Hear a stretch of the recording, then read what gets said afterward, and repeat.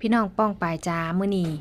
อยู่ให้อยู่หน้าอยู่ท่งอยู่ท่าคือเก่าพี่น้องป้องปายค่ะอันนี้ก็อยู่บนเถียงนาเด้อมื้อนี้มากินข้าวอยู่บรรยากาศทุ่งนาคือเก่าคือเดิมค่ะพี่น้องป้องปายค่ะ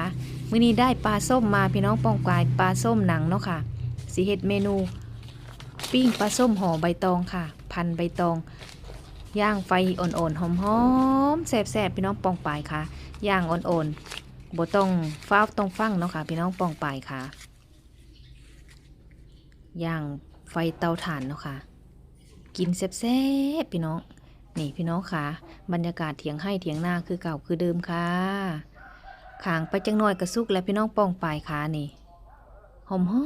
มโอ้ยอยากให้พี่น้องได้กินเด้จ้าเอาสิมาแกะใส่จานเด้อพี่น้องป้องปลายปลาส้มหนังเฮากระซุกแล้วค่ะ